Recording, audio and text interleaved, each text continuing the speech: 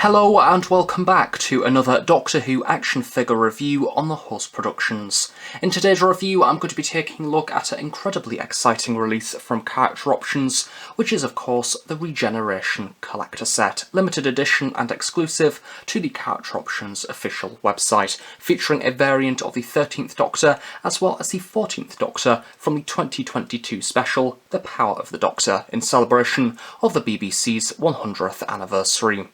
The Regeneration set is of course an online exclusive to Character Options. It does come in a little cardboard shipment crate, ensuring that the inner packaging is kept safe.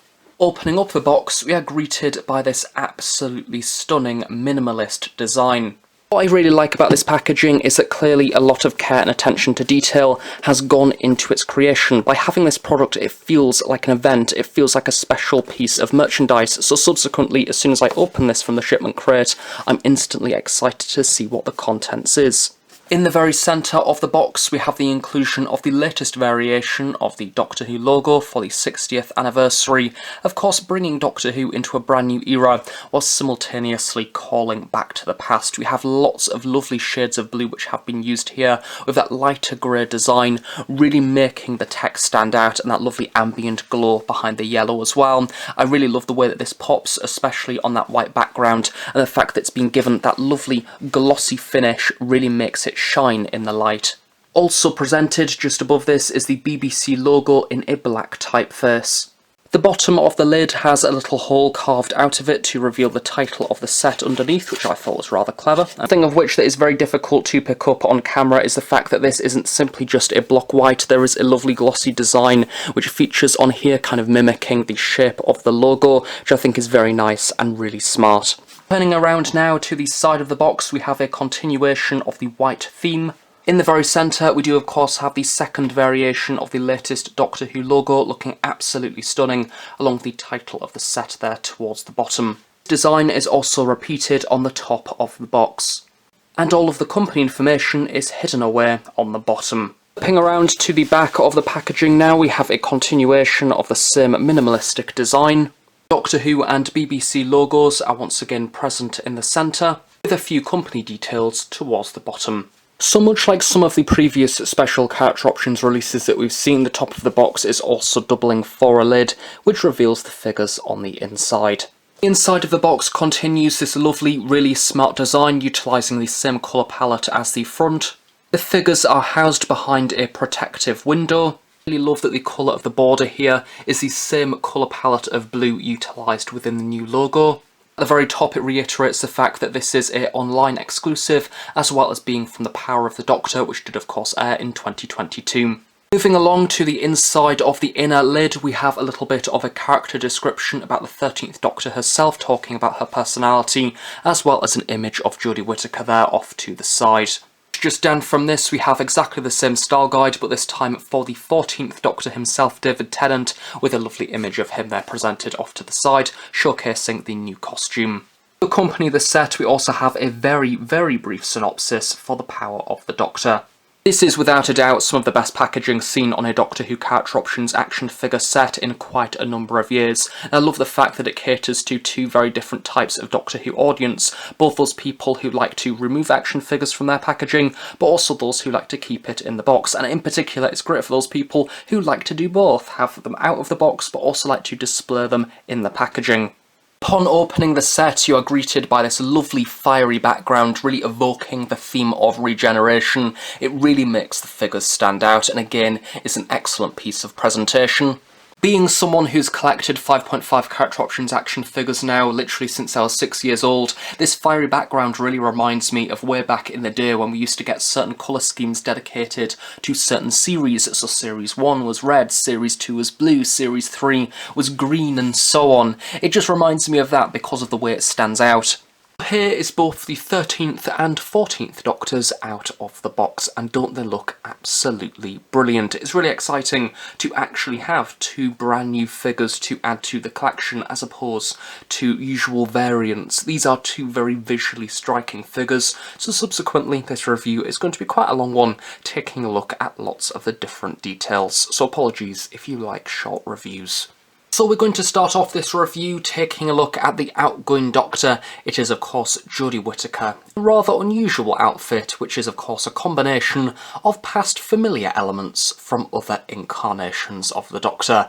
I'm sure that when 13 first stepped into the role and we first got her first ever action figure, we wouldn't have quite expected one of her final looks to look something like this. One of the main reasons why all of these components were bashed together was of course to celebrate the 100th anniversary of the BBC. It does make for a really interesting figure. Let's start off this review a little bit differently by taking a look at the likeness to Jodie Whittaker.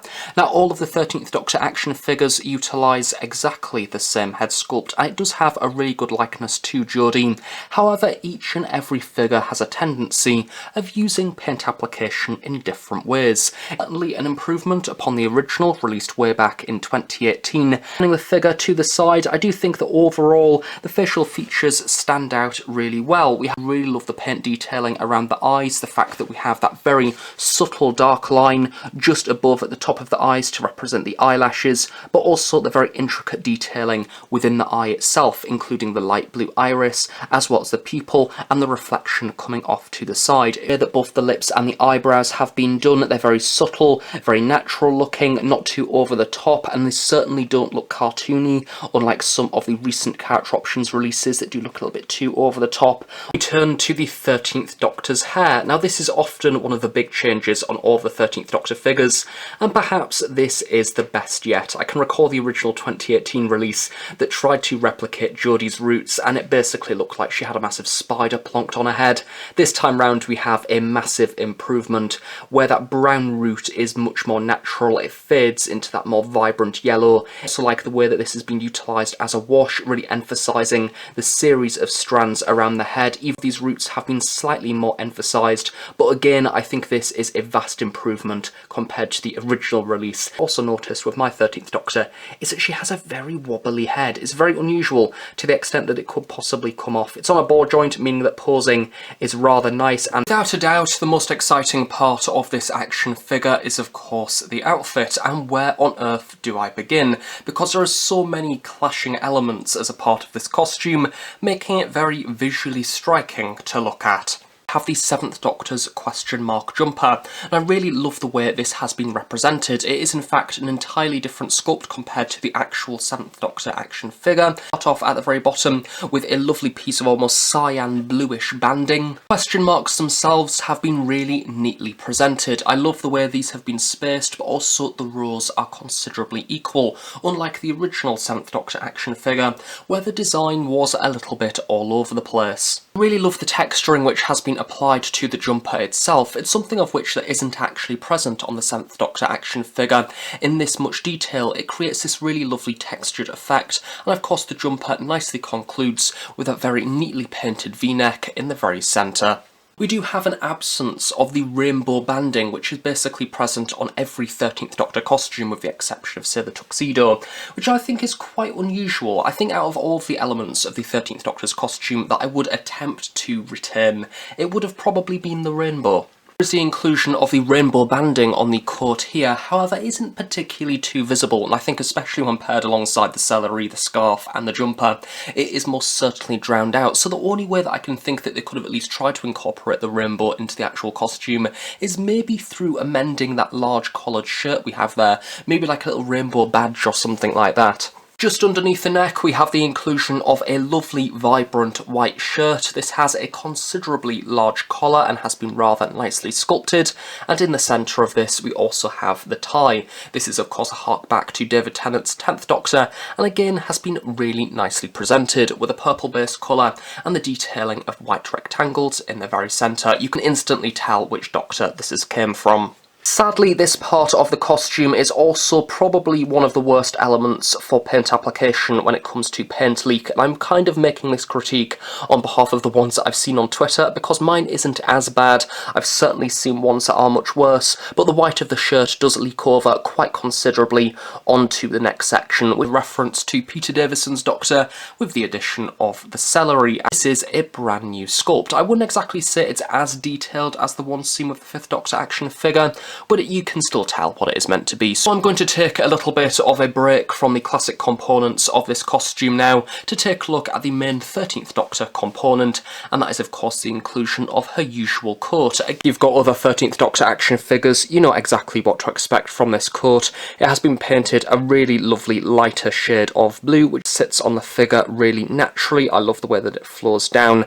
Of course that is nicely supported by various creases and wrinkles. Yeah, we do have a few scuffs here and there, one in particular underneath the arm, which I am pretty sure that was there when I actually opened it from the packaging. It's as if the paint has almost flaked away ever so slightly, and the same can be said slightly for the shoulder there as well. So it is one of those coats I do definitely recommend not bashing it about, in particular because it is that light colour, so I think any scratches will pick up rather easily. The side pockets have been picked out rather nicely with a darker blue paint application, although this time round I don't think it is as neat as some of the previous releases. And what has been painted neatly, however, is where the coat kind of flops over. So we have the inclusion of the lighter blue design off to the side, and then in between this we have the rainbow dividing from the darkness of the inner blue lining, of course representing the sky that the 13th Doctor fell from in her debut story. A darker lining does of course continue onto the vast majority of the shoulders for this figure,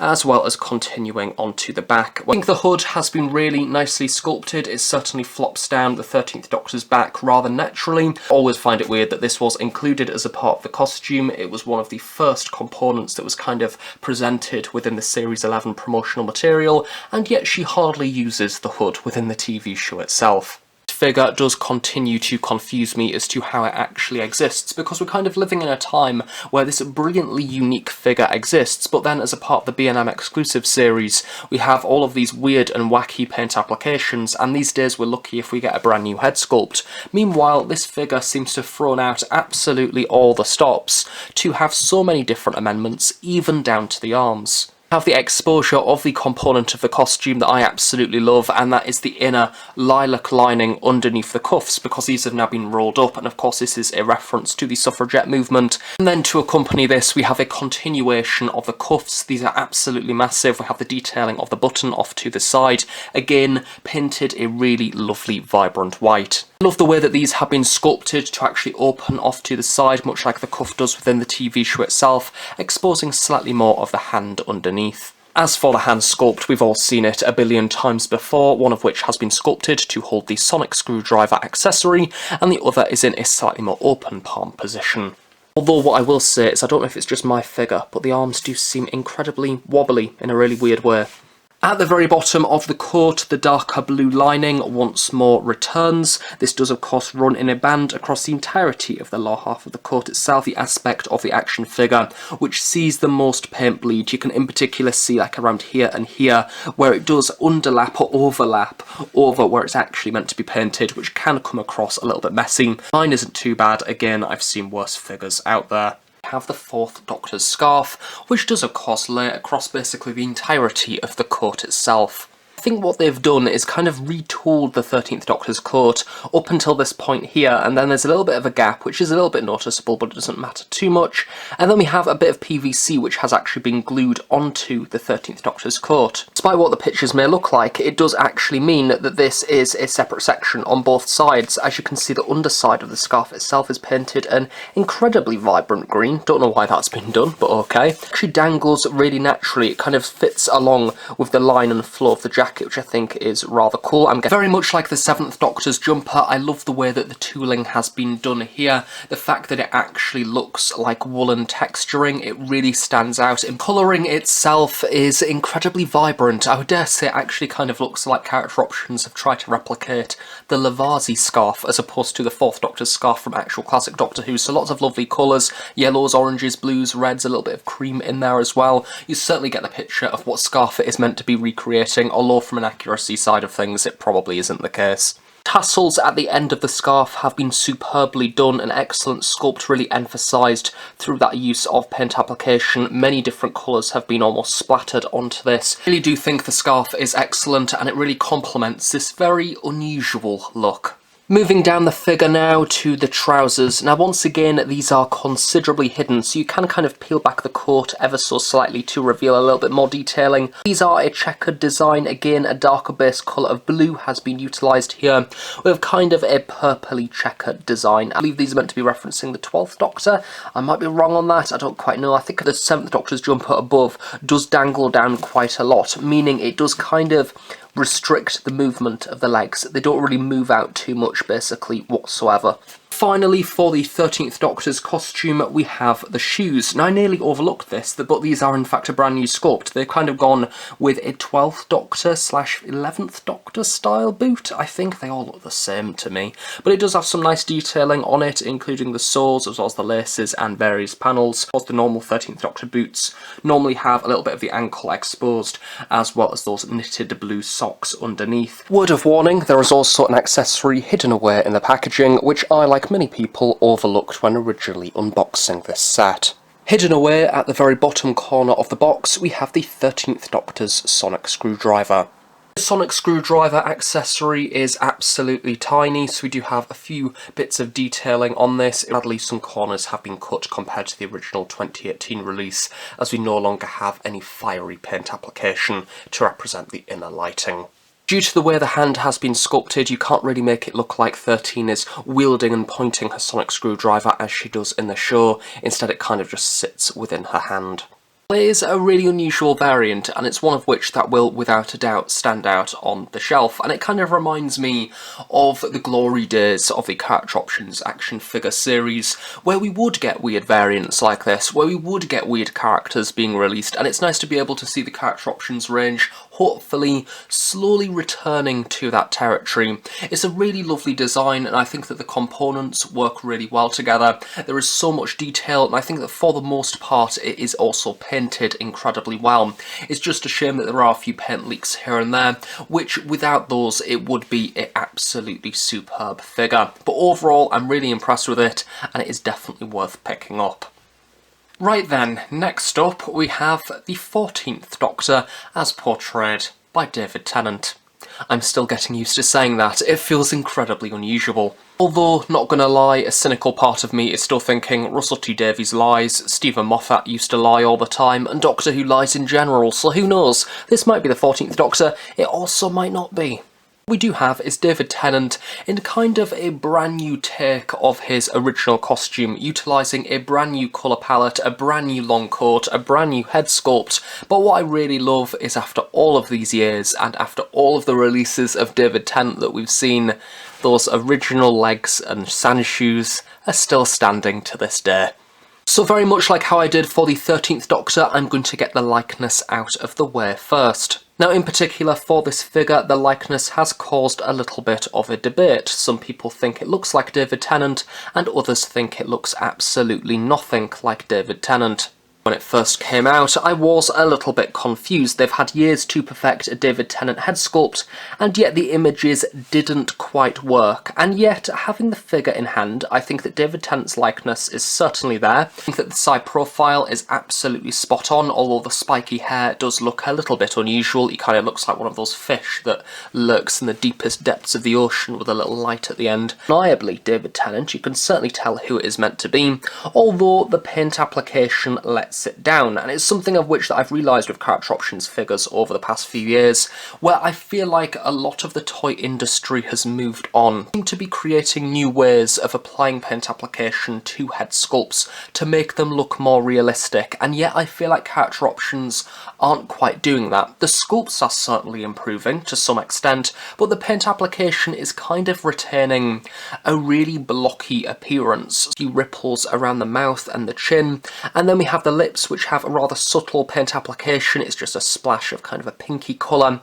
And then we have the eyes. There's not particularly too much going on here. Not particularly too much humanity in it. It doesn't particularly look that realistic or lifelike. And then of course the eyebrows. Those have been the thing that have caused a little bit of a debate. Some people think they're in completely the wrong position. I think it's most certainly improved since the promotional images. I just think that the paint loses a lot of that detail that is present within the sculpt. It's certainly one of those figures that it all depends what angle you put it at. From a lower angle, I think it works quite effectively, but then when you put the figure face on, it looks a little bit unusual. Sideburns returning, that's how you know David Tennant is still the Doctor. And then we have a number of wrinkles and things around the hair, replicating those different strands. This has been simply given a brown paint application, the slight gingery tint, which is quite nice, and again authentic to David Tennant, actually filming the 60th anniversary specials. I do like the head sculpt, I just think the paint really lets it down.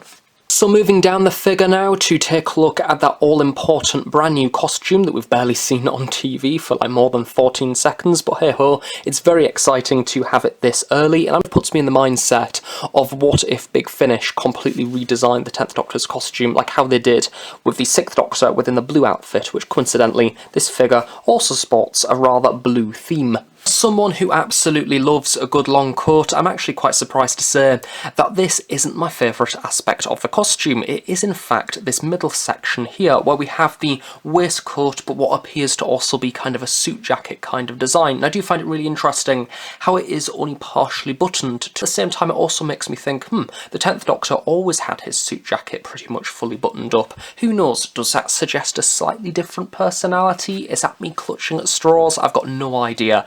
The scale really does capture some of the interesting aspects of this outfit, and I love the fact that when you peel back the coat that is revealed even more so. So we have various different creases around the waistcoat itself. I really love the way that it kind of places a bit of pressure around the Doctor's torso, kind of showing the way it stretches around this button here in the very centre.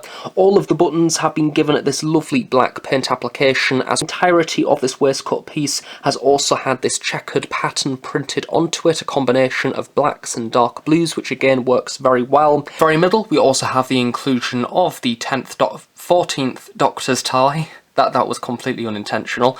And the camera absolutely hates it. It really does not want to focus on it. It's kind of like a marbled grey, so we have various different colours in there, including grey, white, a little bit of black. It looks very unusual. It does, of course, also continue underneath the waistcoat, and it pokes out at the bottom as well, which is quite nice. Despite not being too visible, the shirt underneath does also have a decent amount of detail. Again, I love the way that there is visually quite a number of creases within the shirt, of the individual sculpting that of the collar towards the top, of which the tie sits underneath, which I think is very cool indeed. Sadly, there is an ever so slight paint bleed onto the jacket itself, but that's just me being picky. The occasional scratch here and there, such as this one on the shoulders, is something of which that I don't normally mention, but because it's present on this figure but also the 13th Doctor, I feel like it is worth mentioning, especially given that this is an online exclusive, so you can't really check for quality control. I'd like to see ironed out to help this figure feel like a higher quality product.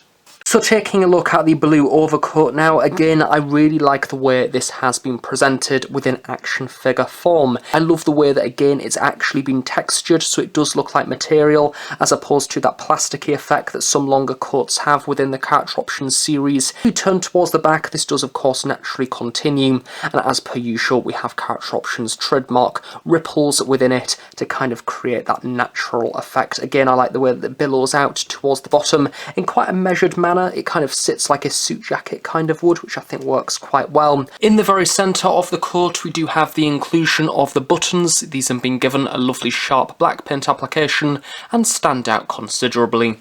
Moving back the arms ever so slightly does reveal some pockets on either side of the coat, although these haven't had any paint application over the top, so they don't particularly stand out too much.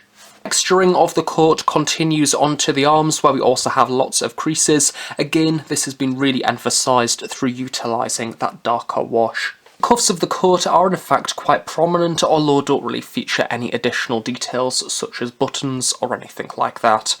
There is also a tiny little side pocket on the upper torso. Again, this doesn't particularly stand out. I don't think details such as pockets not entirely standing out is necessarily a bad thing, because some details aren't necessary to stand out, but it's nice that they've still been included. Something else that I've noticed is we kind of have this unusual seam which leads up from the pocket to under the arm. I'm presuming that is meant to be there. Top of the coat features the jacket lapels, and they are considerably large, aren't they? Again, the texturing of these is pretty much exactly the same to that of the rest of the coat, so they blend in really nicely. As well as a few additional shoulder details, it is also nice to see that this continues all the way around. I think it is incredibly likely that around the 60th anniversary special we will see this figure released again, however with amended arms and the removal of the blue coat to make a jacketless version of this Doctor, because a lot of attention has gone into making this sculpt underneath, and from what I can tell the way the figure has been constructed is that this detail does in fact continue all the way around to the back and we obviously can't see it. So it's one of those many benefits of actually providing material to merchandisers so they can actually produce figures in advance, and they can also make the sculpts multi-use, something of which that we've not really had for the past few years, so it's nice to hopefully, fingers crossed, see that production process returning. Which, just like the good old days, one of the hands has been sculpted to hold a sonic screwdriver accessory, a sonic screwdriver prop of which that hasn't been officially announced yet. And as for the other hand, this has been sculpted in the usual open palm position.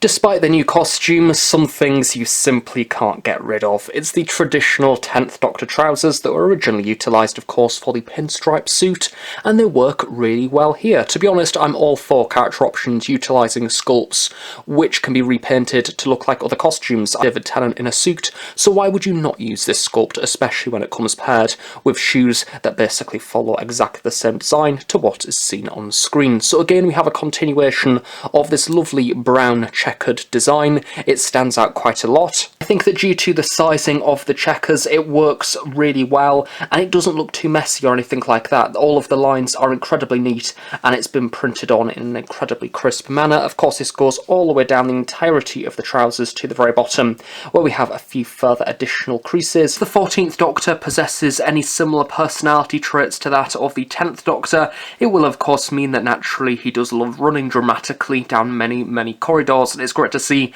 that he has got shoes suitable for such activity. From both an action figure perspective, but also a callback to the 10th Doctor within the actual costume, I think it is really nice that both incarnations do feature similar types of shoes. So once again, we have a Converse returning, exactly the same sculpt to the original figure, sporting exactly the same details, including the laces, and of course that vibrant white sole, which the colour of the shoe itself is now kind of a lighter grey, unlike some of the older releases, usually sporting a cream or red design. I feel like it's only fair that I do point out that this David Tennant figure does have ball-jointed arms, yay! Unlike the previous David Tennant that came out earlier this year in that B&M set that was meant to, but doesn't. So that's nice, I'm glad they've done that. I think one of the benefits of having ball-jointed shoulders on character options action figures is that generally the shoulders now also look a lot more natural as opposed to the old angular appearance.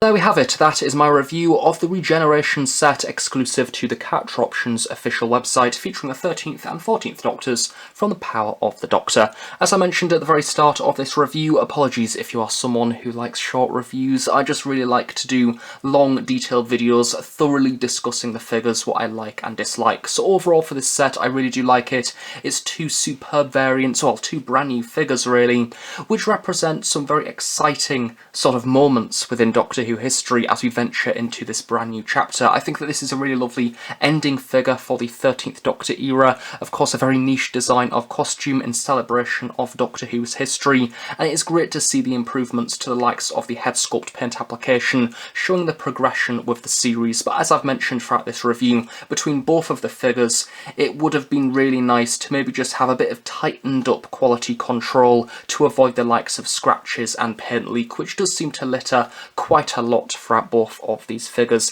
Likewise for the 14th Doctor, another excellent figure. I love the utilisation of the old original sculpt, and I think that the new sculpt itself is also incredibly highly detailed with lots of lovely texturing and paint application. Likewise, the head sculpt is also superb, however sadly the paint application on it really does let it down. So now the sculpt exists, hopefully we will see an improved version in the future, but it's not too bad. You can definitely tell who it is meant to be, and I look forward to perhaps revisiting this head sculpt in the future. So thank you very much for watching this review. I really hope you have enjoyed it. Do of course stay tuned on The Host Productions for regular Doctor Who content. Have a nice day, and I shall see you all next time.